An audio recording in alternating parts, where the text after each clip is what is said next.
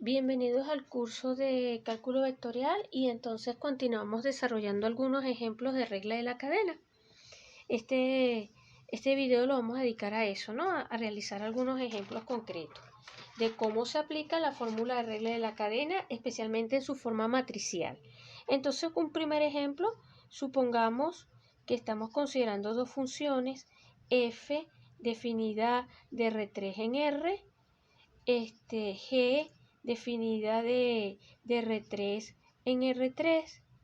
Vamos a suponer que tanto f como g son de clase C1, es decir, tanto las funciones como todas sus derivadas parciales son continuas.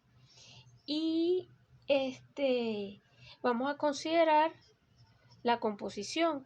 La composición no es otra cosa que f compuesto con h, f compuesto con g. H va a ser entonces esta composición y el problema aquí va a ser hallar la matriz jacobiana de la función h. ¿Ok? Ese es nuestro planteamiento. Y para eso entonces necesitamos regla de la cadena. Entonces aquí importante es el orden en el cual estamos haciendo la composición. Bueno, por regla de la cadena, la matriz jacobiana de H no va a ser otra cosa que la multiplicación de las matrices respectivas, las matrices jacobianas respectivas de cada una de las funciones. Entonces, en nuestro ejercicio, nosotros tenemos H. H va a depender, por ejemplo, vamos a llamarlo tres funciones, U, V, tres variables, U, V y W. Estas son las variables que definen a la función G. Y a su vez, U, V y W dependen de tres variables que son X, Y, Z. X, Y, Z, X, Y, Z, que vienen dadas por la función f. ¿Ok? Esa es la idea. Entonces, bueno, vamos a pensar esto, ¿no? Vamos a suponer que G, recuerden que está definida de R3 en R3, entonces G de X, Y, Z va a tener tres funciones coordenadas. A la primera la voy a llamar U, a la segunda la vamos a llamar B y a la tercera la vamos a llamar W. Entonces tenemos que G va a depender de U, V y W y que cada una de ellas, U, V y W, están definidas de R3 en R. ¿Ok? Estamos planteándonos esa dependencia. Entonces, fíjense, cuando hacemos esto así, escribimos esto así, vamos a varias cosas. H, que no es otra cosa que f compuesta con g, va a ser una función que va a estar definida de R3 en R. Entonces, la matriz jacobiana de h, que no va a ser otra cosa que el gradiente, va a venir dada por la derivada parcial de h con respecto a dx, derivada parcial de h con respecto a dy y derivada parcial de h con respecto a dz. Por otra parte, insisto, la regla de la cadena nos dice que esto tiene que ser igual al producto de f con g. Entonces tenemos que calcular esta y esta. Tenemos que f es otra función definida de R3 en R. Entonces, f, por decirlo así, recuerden que f va a depender de u, v y w porque, insisto, cuando pensemos en h de x, y, z, h de x, y, z no va a ser otra cosa que f. Voy a escribirlo explícitamente. En términos de diagrama, tenemos así, fíjense, R3, R3, R. De acá pasamos con G, de acá pasamos con F y todo esto es H. ¿Ok? En términos de coordenadas, entonces H sería F de G de X, Y, Z. ¿Ok? Pero habíamos dicho quiénes son las coordenadas que definen a, cuáles son las funciones que definen a esta.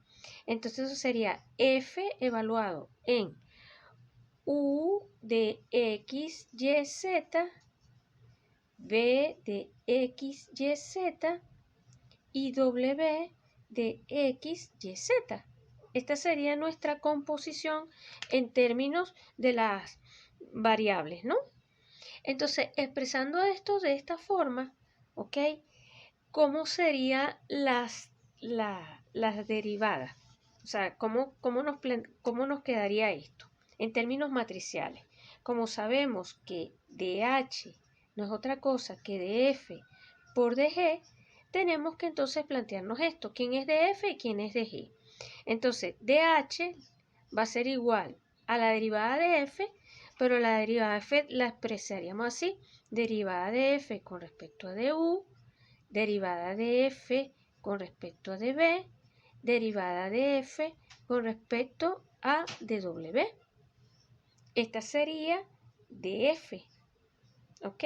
Esta que está aquí sería df. Y ahora nos falta establecer quién es dg. dg va a ser una matriz de orden 3×3, un arreglo.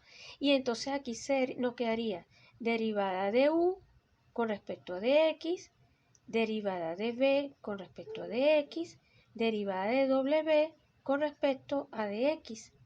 Después en la otra columna sería derivada de u con respecto a di, derivada de b con respecto a di y derivada de w con respecto a di. Y la última sería de u con respecto a dz, dv con respecto a dz y dw con respecto a la variable z. O sea, derivadas de u, v y w con respecto a z, así como hicimos en las otras dos columnas. Aquí derivamos con respecto a x y aquí derivamos con respecto a y las funciones u, v y w.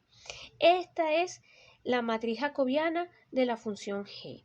Entonces, la derivada de h, fíjense, no va a ser otra cosa que el producto de estas. Y comparando matriz a matriz, coordenada a coordenada, esta sería esta fila por esta columna. Eso sería dh, la derivada de h con respecto a x. La multiplicación de esta fila con respecto a la segunda columna correspondería a la derivada de h con respecto a la variable y. Y la última, la multiplicación de esta fila con respecto a esta columna sería o correspondería a la derivada de h con respecto a dz. Haciendo ese producto, entonces podemos escribir explícitamente lo siguiente. Nos quedaría de la siguiente forma: derivada de h con respecto a dx va a ser igual entonces a derivada de f con respecto a du, du con respecto a dx, más derivada de f con respecto a db, db con respecto a dx, más derivada de f con respecto a dw y dw con respecto a dx. Eso nos da la primera coordenada de la matriz jacobiana de la función h. Después tenemos que derivada de h con respecto a di va a ser igual a derivada de f con respecto a du, pero ahora aquí aparece du de i, más esta, y aquí nuevamente dv de i, y la última coordenada donde aparece dw de i. Todas las demás son iguales. Finalmente, la última variable va a ser parecida a estas dos anteriores, solo que vamos a derivar con respecto a la variable z. Al hacer la multiplicación nos quedaría esto por du de z más df de b de z más df de w, y acá aparece finalmente dw de z. Y estas son las ecuaciones de las derivadas de la función h de la composición con respecto a u, v y w en términos de la regla de la cadena. ¿Ok? Con esto entonces tendríamos, por ejemplo, resuelto este primer ejercicio. Como un caso particular de este tipo de planteamientos, podemos plantear otra situación, que sería la siguiente: sea una función f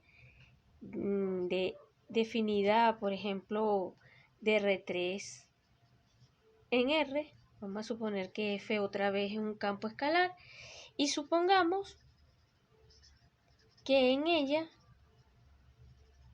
que hacemos el siguiente cambio, que hacemos el cambio y aquí lo expresamos así: x igual a r coseno de tita, y igual a r seno de tita y z igual a z. Esto es lo que se llama cambio a coordenadas polares.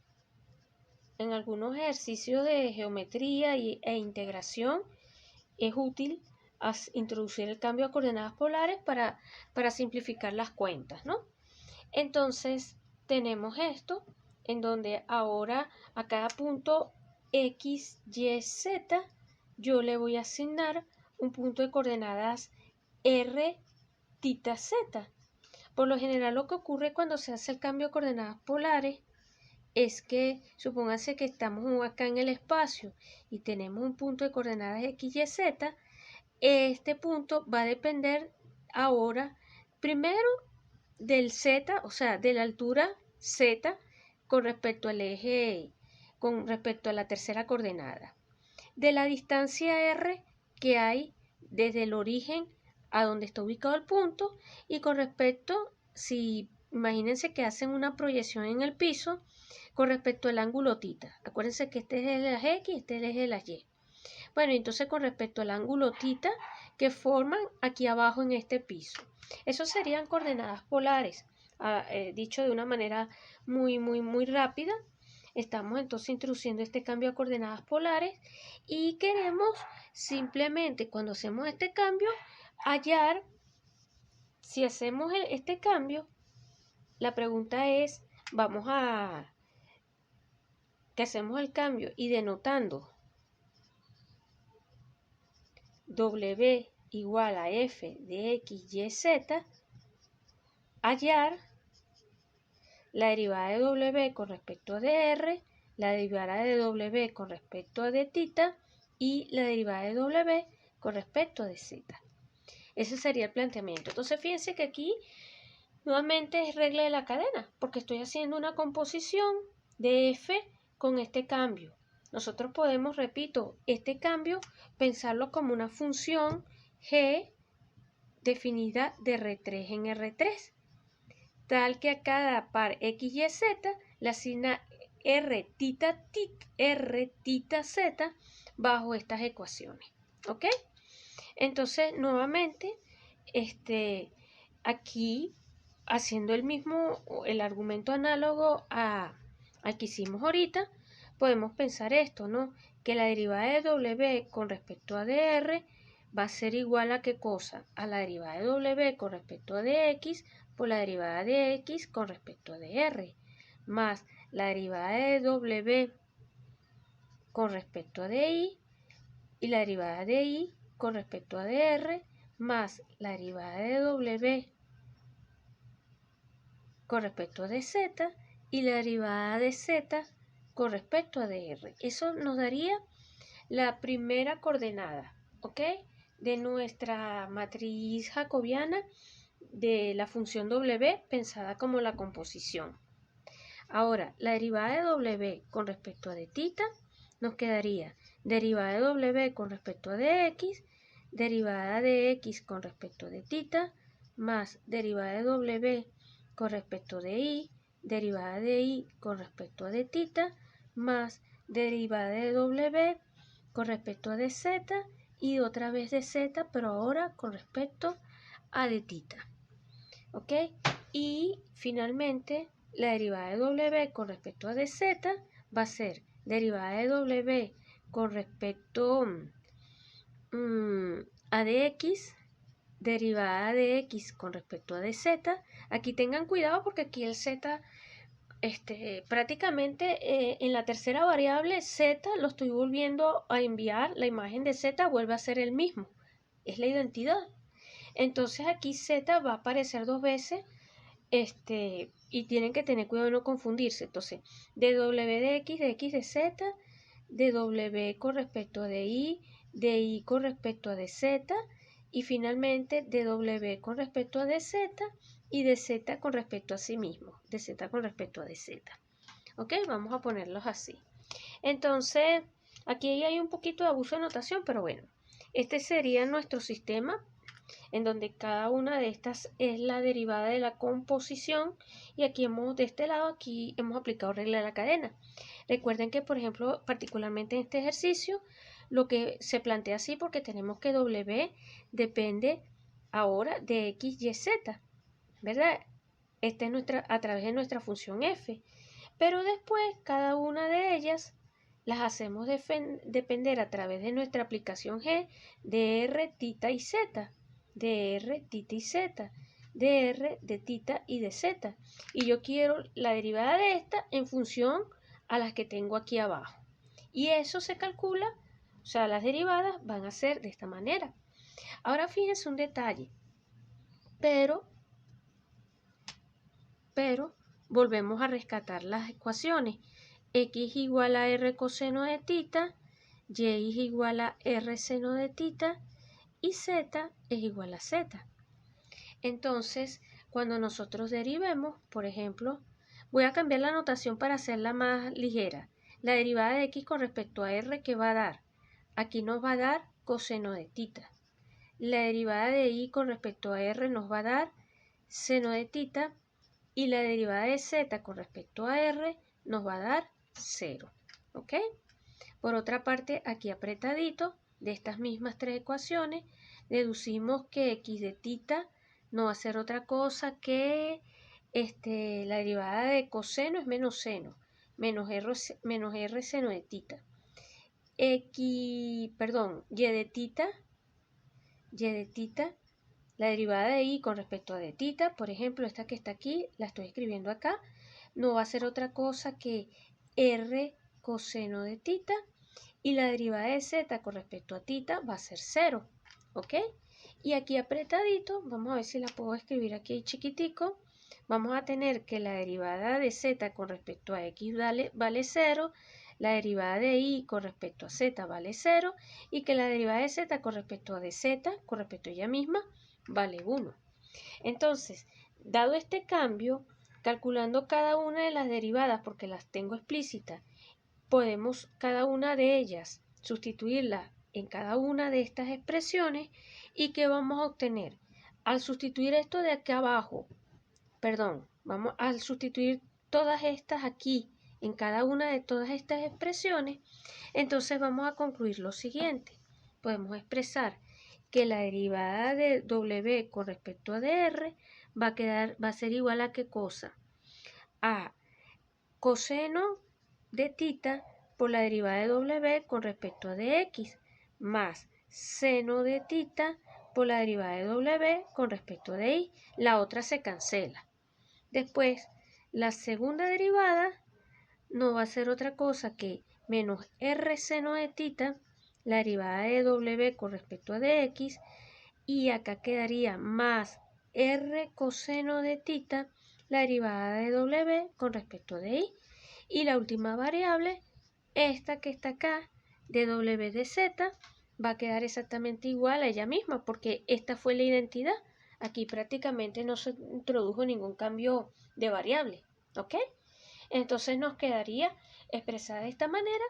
Y fíjense, este es otro ejercicio muy bonito en donde se está realizando un cambio a coordenadas polares en una función definida de R3 en R y aplicando regla de la cadena, estas serían las derivadas.